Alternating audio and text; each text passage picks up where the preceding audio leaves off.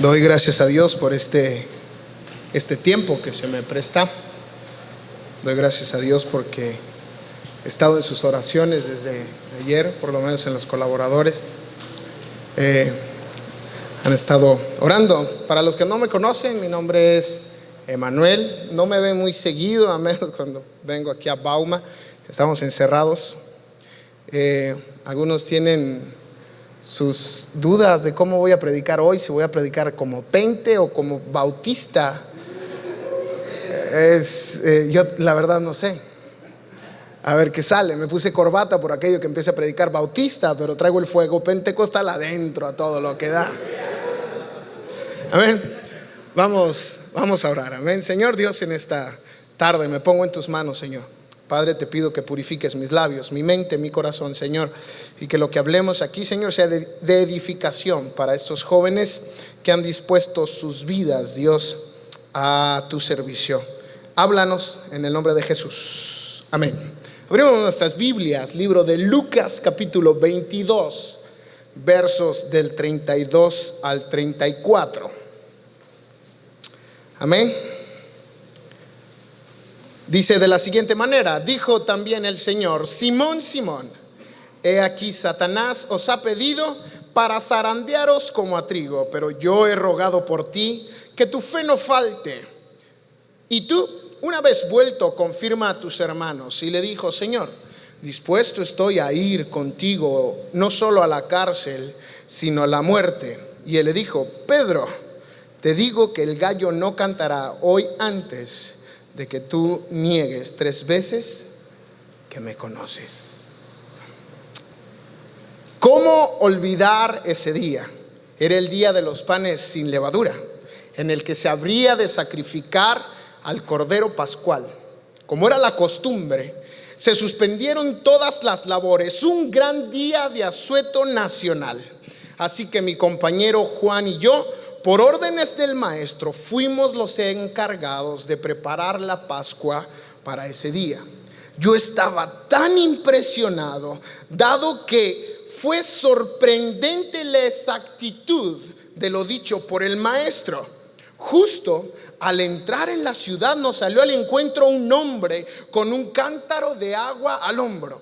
La señal era clara, puesto que la costumbre era que solo las mujeres llevaran cántaros, los hombres llevaban agua en odres. Así que no fue difícil identificar al personaje, quien posteriormente nos llevaría por las calles de la ciudad hasta donde estaba el dueño del aposento en donde habríamos de celebrar la Pascua ese mismo año. También discípulo de Jesús, nos condujo hasta el lugar que había dispuesto para la celebración. Nos llevó a una gran sala en el piso superior con divanes cubiertos. Los divanes son unos asientos largos, unos colchones forrados colocados en el suelo, con algunos cojines para apoyarse, algo así como lo que ustedes conocen como sofás.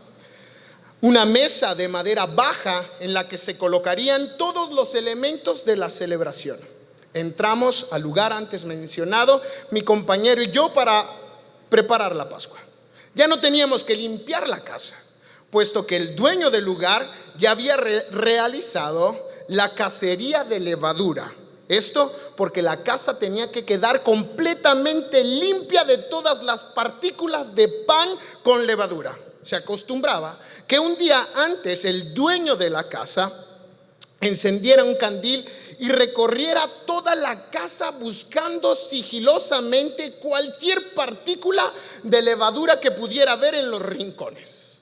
Pero antes de la búsqueda repetía una oración muy parecida a esta: bendito sea, Señor, nuestro Rey del universo, que nos has santificado por tus mandamientos y nos has mandado a limpiar la casa de toda levadura. Al finalizar la búsqueda, el dueño de la casa decía: toda la levadura que haya en mi posesión, la que he visto y la que no he visto, quede anulada y sea considerada como el polvo de la tierra.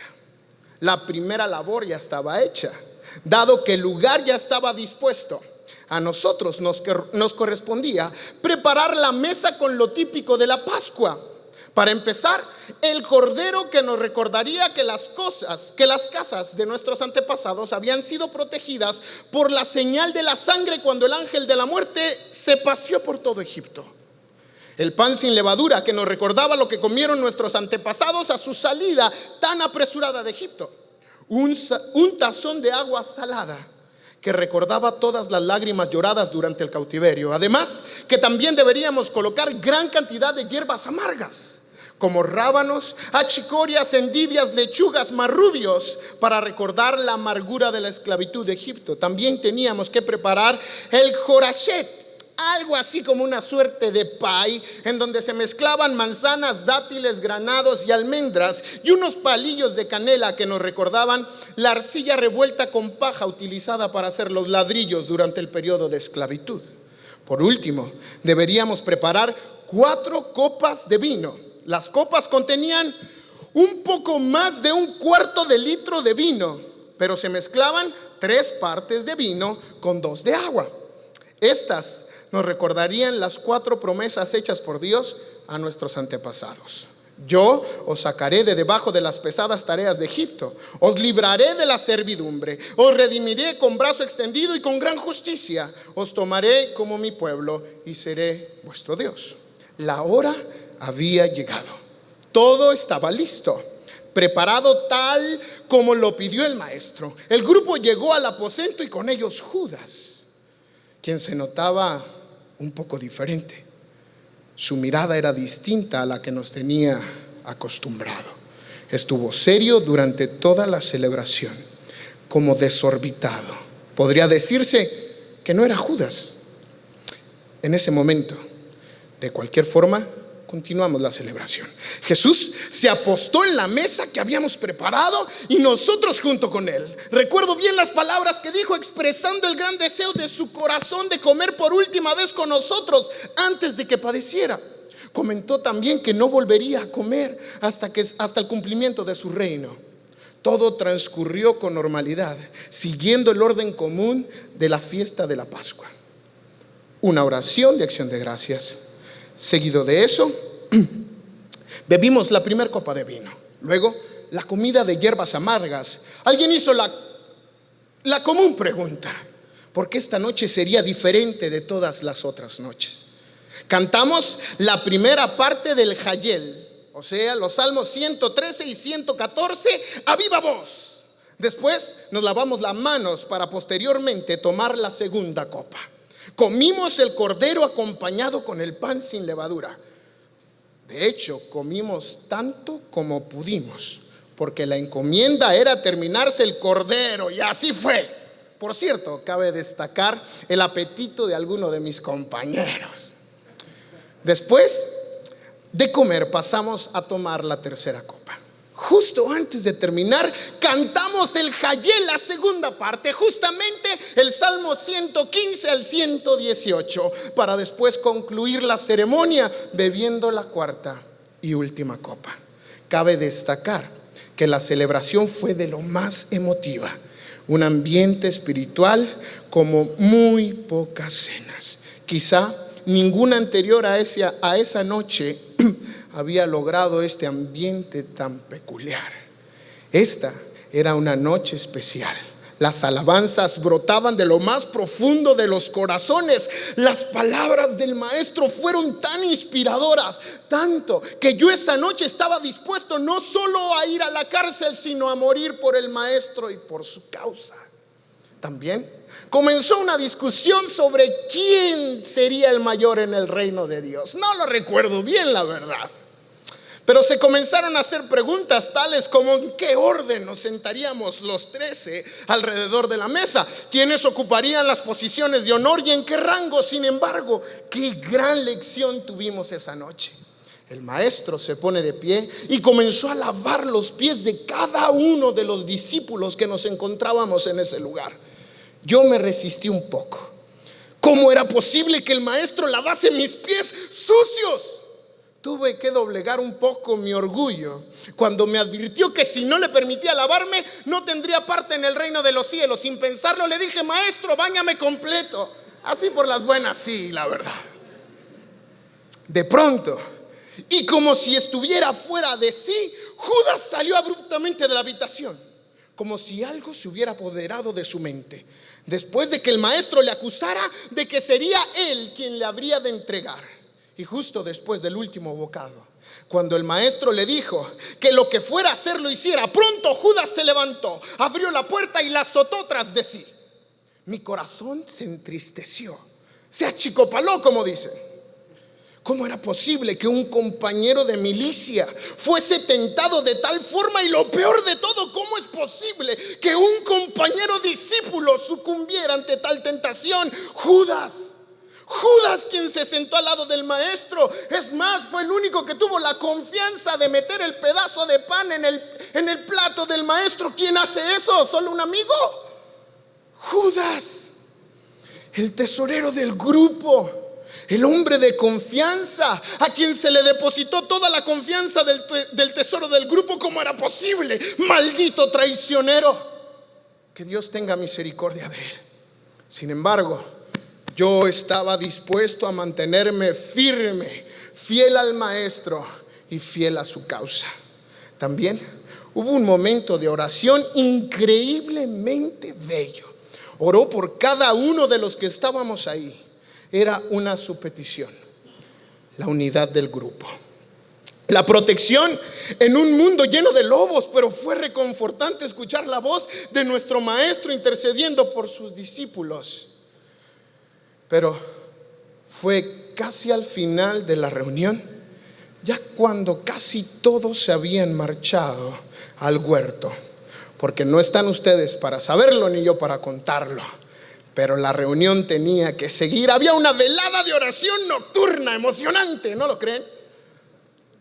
Justo cuando estaba por retirarme, Jesús me llama aparte para advertirme algunas cosas. Su mirada era penetrante pero compasiva. Había cierta preocupación en su tono de voz. Me sentí más nervioso cuando me llamó por mi nombre: Simón. Y no lo dijo una, sino 2 veces. La cosa se puso seria. ¿Quién no se pone nervioso cuando en lugar de llamarle por su apodo le dicen su nombre? Y no una, sino en 2 ocasiones, para hacer énfasis. ¿Quién no ha sentido la incertidumbre de llegar a casa y que tu madre te llama por tu nombre? No mi hijo, no mi hijito, no mi negrito, no mi rey, ni siquiera mi gordito o mi choquito, sino tu nombre, a secas. Un frío estremecedor recorre tu cuerpo, estoy seguro, porque sabes que la cosa se puso seria. Pues así me sentí yo. Era claro que Jesús estaba profundamente preocupado. No me dijo mi apodo, o sea, Pedro. Me dijo Simón. De seguro fue porque, aunque yo parecía un hombre fuerte, había debilidad en mi carácter aún. Ahora que lo veo en perspectiva, tenía que pasar todo el proceso siguiente para convertirme en esa roca que el maestro deseaba. Así que debía hacer honor a mi apodo, Pedro. Me dijo: Simón, Simón, cuidado, Satanás os ha pedido para zarandearos como a trigo. ¿Les soy sincero? Sentí temor, miedo corría por mis venas. En ese momento se vino a mi mente la imagen de mi mujer tomando el tamiz con sus manos, sacudiéndolo vigorosamente de un lado al otro para que el tamo, o sea, el polvo o la paja menudita de semillas trilladas, suba a la superficie para después soplarle vigorosamente. Esto lo hacía con el propósito de limpiar y guardar el trigo que ya se había separado de la paja y de otros materiales indeseables. En otras palabras, lo que Jesús me estaba diciendo es que nosotros, todos los discípulos, nos veríamos sometidos a una severa prueba. Ahora entiendo que no solamente se refería a los sucesos que estaban por venir en ese momento, sino a toda nuestra vida entera.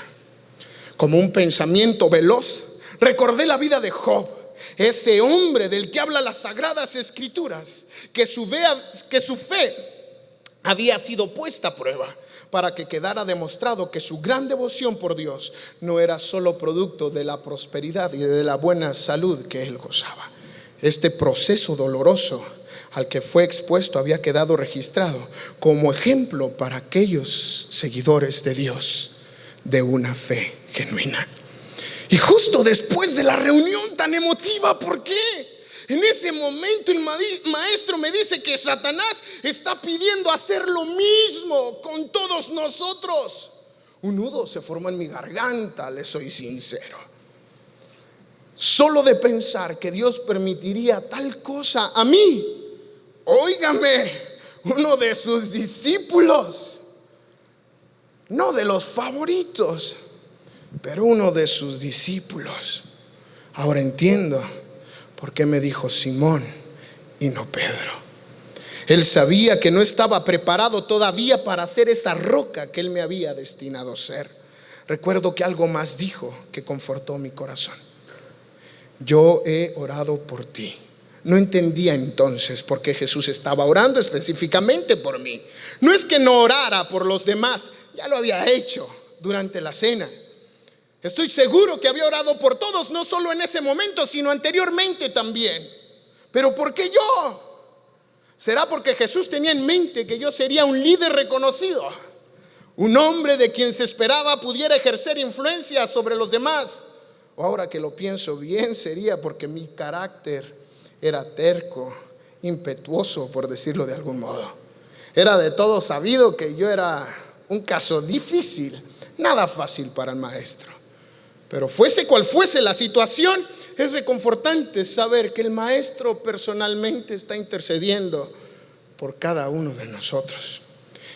Eso le da paz a cualquier alma angustiada, saber que el maestro está al tanto de tus debilidades y mejor aún, está intercediendo continuamente por uno. En mi caso, la oración era que mi fe no faltara completamente. En otras palabras, lo que Jesús estaba diciendo es que su oración estaba enfocada en que al final de todo mi proceso de prueba, mi fe prevaleciera. En aquel momento la verdad no lo entendía. ¿Cómo mi fe iba a prevalecer? No lo entendía. Y cuando haya vuelto, ¿de dónde? Pues si no me voy a ir. Si estaba dispuesto no solamente a ir a la cárcel, sino a morir por él. Sin embargo, no lo entendía en ese momento. En ese instante no pude captarlo en mi cabeza por una razón. Porque el corazón es engañoso más que todas las cosas. ¿Quién lo conocerá? En ese momento estaba siendo examinado por Dios, estaba siendo probado. Jesús conocía mis pensamientos y era seguro que había muchas cosas que debían ser pulidas. Cuando decidí seguirle aquel día, cuando me llamó, que estaba pescando, desde entonces no ha pasado por mi mente regresar. Así que no pienso irme ahora ni nunca. Al menos ese es mi deseo. Las palabras que Jesús me dijo en esa noche se hicieron realidad a las pocas horas. Tampoco como le expresé mi intención de no dejarle ni aún en la muerte, el maestro mencionó que no pasaría mucho tiempo. Es más, no cantaría el gallo para cuando yo habré negado que le conocía en 3 ocasiones. Pero ¿cómo sería posible? No, eso no es para mí.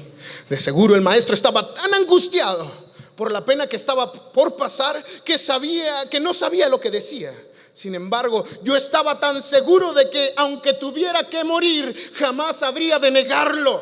Y estoy seguro que mis compañeros pensaban lo mismo. Después de haberme advertido tal cosa, nos apresuramos para alcanzar a los demás del grupo. Algunos ya se habían adelantado al huerto. Una velada nos esperaba, la noche era joven aún. Jesús, al llegar al huerto, le dio instrucciones a algunos del grupo, pero a Juan, a Santiago y a mí nos llamó para que fuésemos aparte a orar. Jesús estaba muy triste y angustiado. Habiendo caminado un poco, nos pidió que nos quedásemos y velásemos con él. Nos confesó que sentía una pena, una tristeza de muerte en el alma. Caminó y unos pasos más adelante se inclinó sobre su rostro y comenzó a orar. Les soy sincero, al poco tiempo de estar orando me quedé dormido. ¿Quién no lo ha hecho durante una velada? Vamos, seamos sinceros. Además, Estaba cansado. El día había sido largo y con todo lo sucedido no dejaba de pensar en las palabras que me había dicho el maestro. Justo comenzaba a soñar cuando escuché la voz un tanto molesta del maestro, reclamando que no pudimos orar con él ni siquiera una hora. Así que haciendo mi mayor esfuerzo, me coloqué en posición de oración. Pero ¿quién puede orar a altas horas de la madrugada sin que le pese el sueño? Así estaba yo. Junto con mis otros compañeros, nos dormimos de nueva cuenta. Entre dormidos sentí sus pasos dirigiéndose a nosotros. Intenté abrir los ojos, pero la verdad se nos caían de sueño. Así que con los ojos entreabiertos miré cómo se alejaba el maestro para orar por tercera vez a solas. Al poco rato volvió, pero algo había cambiado en su rostro. Ya no había la angustia que al principio de la velada manifestó tener. Se veía reconfortado, decidido a todo. La verdad, ese momento fue inspirador. De pronto, una turba enfurecida se acercaba a nosotros gritando cosas. Empuñé mi espada por si algo se salía de control. Todavía Jesús estaba diciendo algunas cosas cuando Judas, el maldito traicionero, se acercó al maestro y le dio un beso. Hipócrita, con un beso entregaba a su maestro. Me hirvió la sangre al saber que uno de los nuestros nos había traicionado. Sentí demasiado coraje dentro de mí, así que con mi espada desenvainada corrí hacia uno de los siervos del sumo sacerdote. Creo que se llamaba Marco. La verdad quise arrancarle la cabeza, pero se movió y le rebané la oreja únicamente. Entre la turba, Jesús alzó su voz reprendiéndome por mis acciones. Tomó la oreja del siervo y la colocó en su lugar. Justo en ese momento recordé las palabras que me dijo antes de salir del aposento.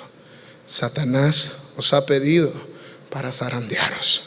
Y era precisamente eso lo que estaba sucediendo en ese momento. Todos corrimos para salvar nuestras vidas, dejando solo al maestro. Era tanto los que lo buscaban como si fuese el peor de los ladrones. Nos dispersamos cada cual por su lado. Yo, por entre las ramas y en la oscuridad de la noche, pude mirar cómo le colocaron unas cadenas como si fuese un asesino. Quise regresar, pero siendo sinceros, tuve demasiado miedo. Yo, por ese miedo, le seguí durante un tiempo, pero lo hacía de lejos. Y mientras estaba sentado en el medio del patio, alrededor de una fogata, se me acercó una criada. Ay, esas criadas. También tú estabas con Jesús el Galileo.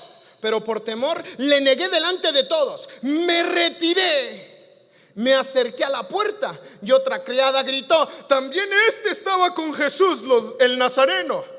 Con juramento le dije que no conocía a tal hombre.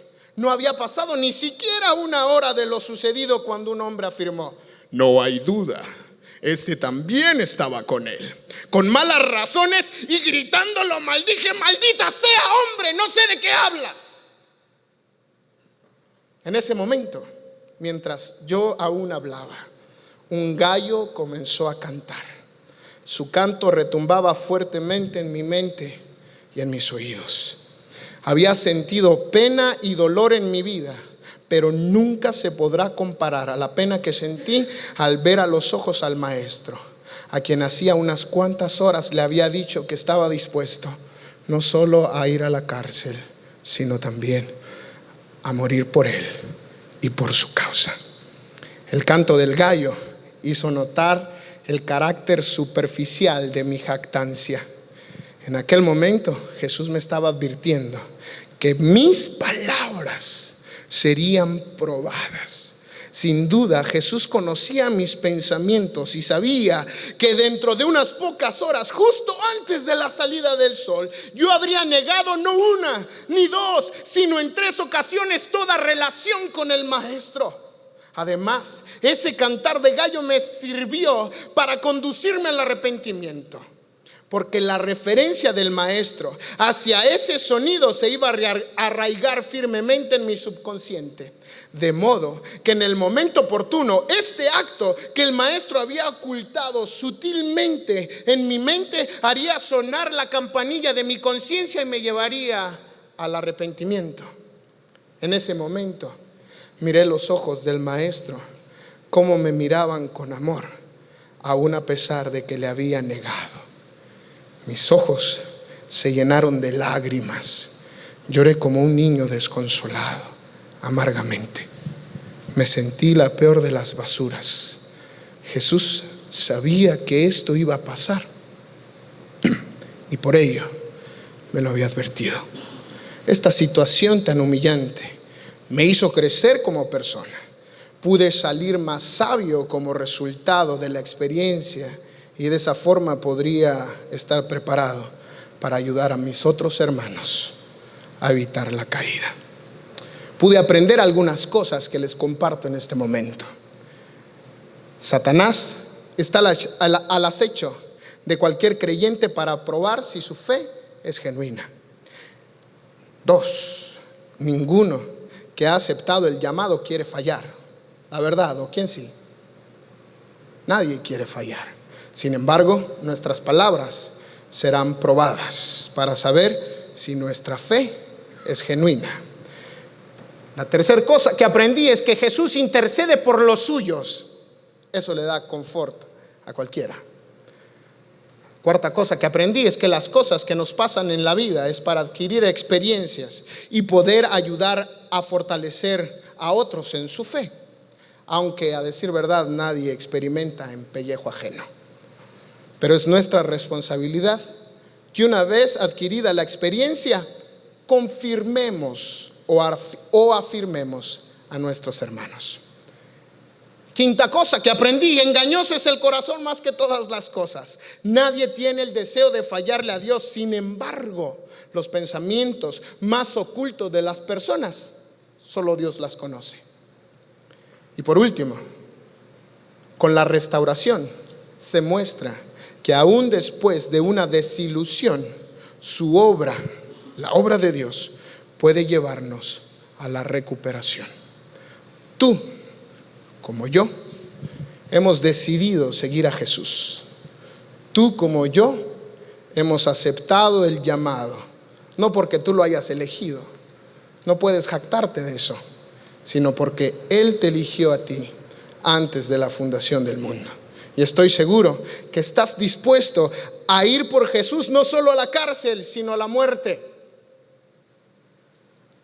Solo te recuerdo, en base a esta experiencia, que tus palabras serán probadas. Tus palabras serán probadas para ver si tu fe es genuina. Y cuando estés pasando por ese proceso, sea cual sea, llámelo como lo llames, recuerda que Jesús es quien intercede por ti. Recuerda que tenemos un sumo sacerdote que nos comprende, que sabe tu necesidad y sabe tu debilidad. Recuerda también que el proceso de la prueba es para perfeccionar nuestra fe. O sea, la prueba es para quitar toda impureza que haya en nuestros corazones. Esa experiencia te hará más fuerte. Habrás aprendido algo nuevo. Saldrás mejorado y aumentado. Y aparte, saldrás con la responsabilidad de afirmar a tus hermanos más pequeños. Podrás decirles algún consejo, dado que tú ya pasaste por esa experiencia.